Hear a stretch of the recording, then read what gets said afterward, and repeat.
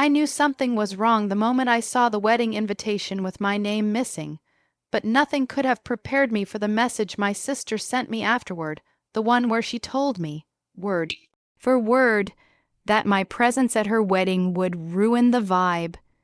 That's how this whole mess started, and honestly, even now, I still can't wrap my head around it. How do you go from dancing at your brother's wedding, smiling in every picture, calling it the best night of your life, to turning around and banning that same brother from your own ceremony? So before I even tell you the full story, let me ask you this. Asterisk, was I wrong for what I did next? And what would you have done if your own sibling shut you out of the biggest day of their life for absolutely no logical reason? Asterisk, because I didn't start this war. I really didn't. I tried to be a good brother my whole life, but apparently I was just a placeholder in hers. I didn't realize it until everything exploded. But let me take you back to the beginning, way before the wedding invitations, way before the text messages, way before the guilt, the anger, and the accusations.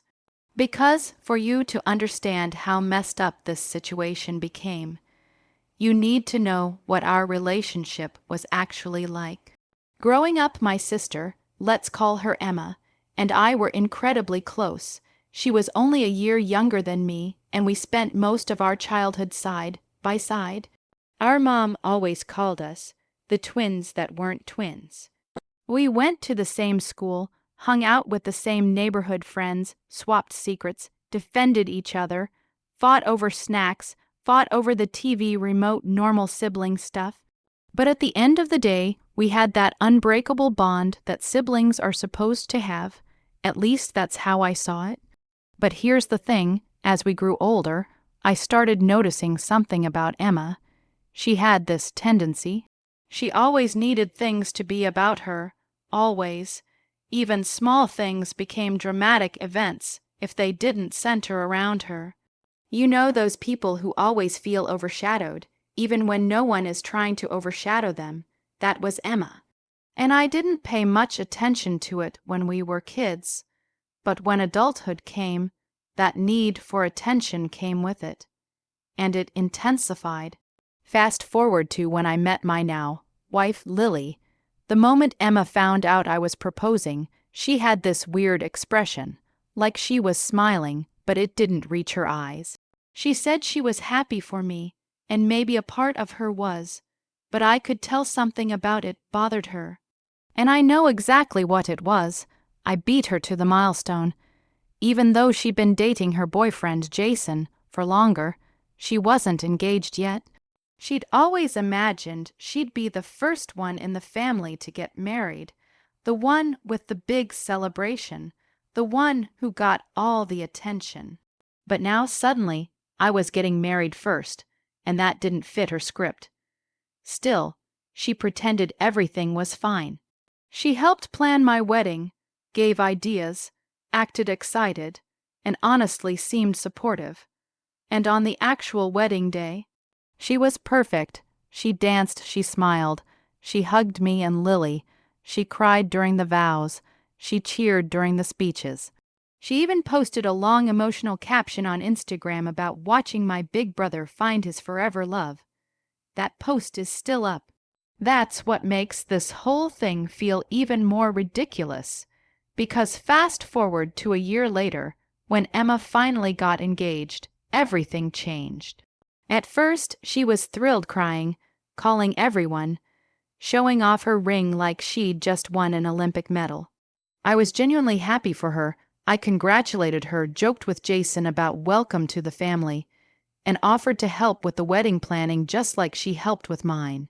And she seemed totally normal for the first few months. But as the wedding got closer, I noticed something. She stopped including me in the planning conversations. She didn't ask me to come to the venue tours, didn't ask me about the menu, the guest list, nothing. She'd talk to our parents, to Lily, even to some cousins, but not me. I told myself she was probably just stressed. Weddings can make anyone weird. Then the invitations went out, Everyone in the family got theirs. My parents, my cousins, my aunts and uncles, even family friends I hadn't heard from in years. But not me. At first, I thought maybe it got lost in the mail. Stuff happens, right? So I texted her, "Hey, did my invitation get sent out yet? Just checking." She replied within minutes. "It's intentional. 2 words, that's it. No explanation, no apology, just it's intentional." I remember staring at my phone completely frozen. I reread it like 5 times.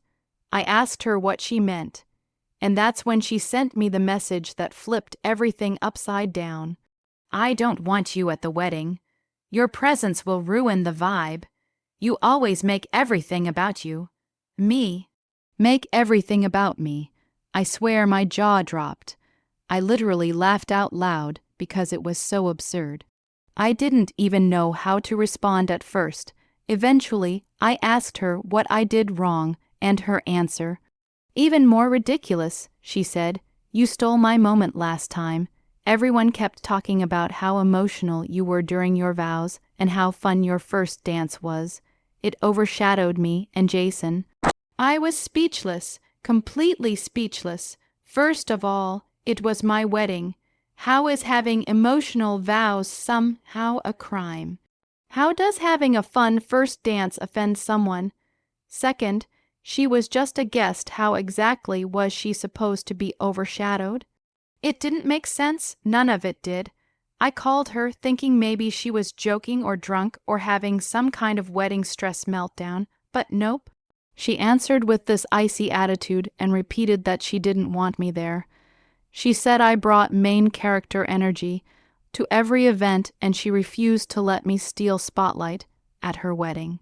She even said Lily wasn't invited either because obviously she will take your side. I won't lie. That one hurt. My parents were furious when they found out. They called her selfish, dramatic, cruel. They told her she was embarrassing the family, but Emma doubled down. She said it was her day, and she had the right to ban whoever she wanted. Which, technically, I guess she does, but banning your own brother, the same brother whose wedding you partied at without a single complaint. Here's where things get even more twisted. A week later, I found out I wasn't just banned. She had replaced me. She had asked our cousin, who I barely talked to be her stand-in brother for the ceremony. She literally said she wanted a brother figure, but not me. That was the moment something inside me snapped, not in anger, at least not yet, but in this painful, hollow way.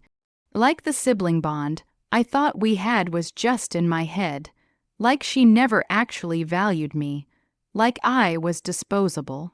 But here's the thing, I accepted it. I told myself, fine, if she doesn't want me there, I won't go. I didn't argue.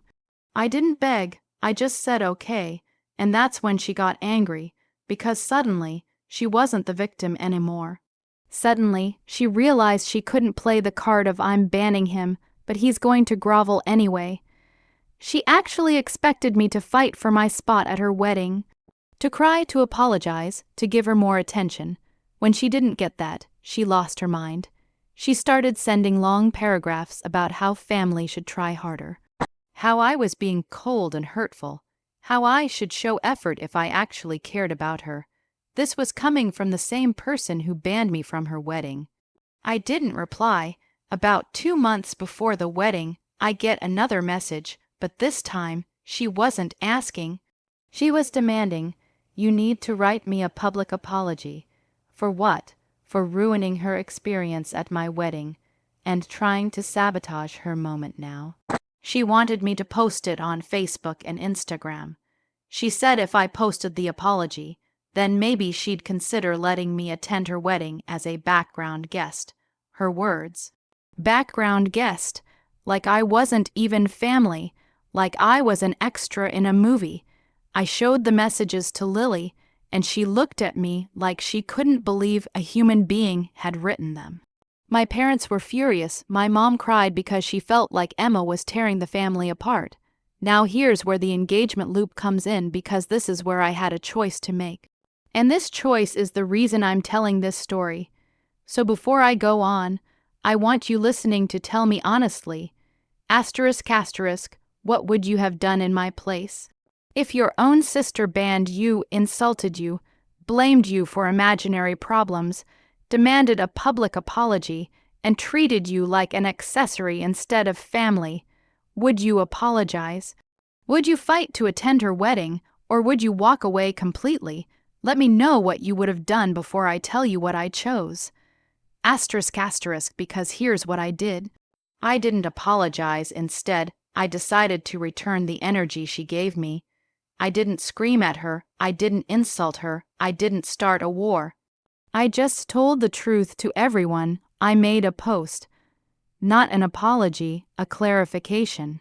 I wrote that I wasn't attending my sister's wedding because she banned me and my wife without reason, and that she claimed we ruined the vibe at my own wedding.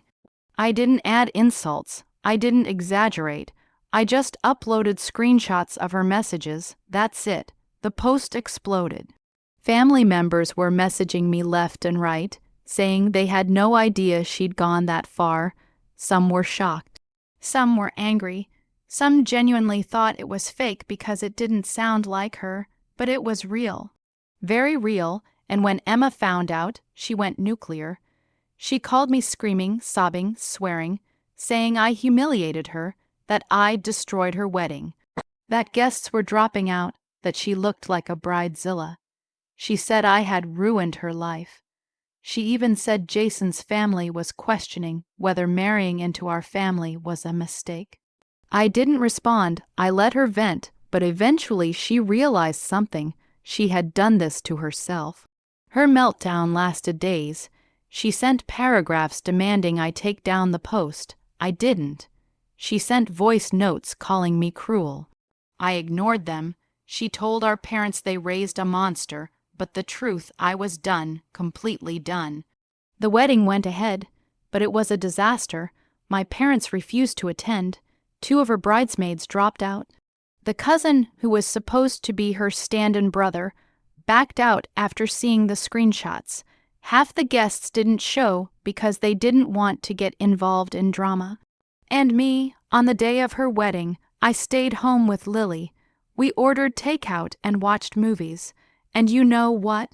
I didn't feel guilty, not even a little. After the wedding, Emma went silent for weeks. Then she sent me one last message. You should have fought for me. You should have tried harder. I didn't mean any of it. But the thing is, she did mean it. Every word, every demand, every insult. She only regretted it when it all blew up in her face. I haven't spoken to her since. And maybe that sounds harsh, but how do you rebuild trust with someone who doesn't see you as family unless you're bowing down to them? Someone who celebrates at your wedding, then bans you from theirs. Someone who punishes you for existing in the wrong emotional tone. I still don't understand what made her snap like that. Maybe jealousy, maybe insecurity, maybe she needed her wedding to be a performance where she was the only star. But whatever her reason was, it opened my eyes to something painful but true. Just because someone is family doesn't mean they won't hurt you. And sometimes the people closest to you are the ones who feel entitled to tear you down the most. Since then, my parents have been trying to get us to reconcile, but I told them straight, I'm not opening the door again unless she genuinely apologizes, not a half-hearted apology, not a guilt-driven apology, but a real one that shows she understands what she destroyed. And until that day comes, if it ever does, I'm keeping my peace. So if you got this far, here's my closing thought. When someone shows you who they are, believe them. Don't let guilt or obligation push you into accepting disrespect, even from family, especially from family. If you were on my side, asterisk asterisk, like this video asterisk asterisk, because trust me, it helps the channel more than you think. Asterisk asterisk, subscribe asterisk asterisk for more stories like this, There's always another wild family drama to tell. And finally, drop your thoughts in the comments. Asterisk asterisk, would you have forgiven her, or would you have walked away like I did? Asterisk asterisk, thanks for listening, and I'll see you all in the next story.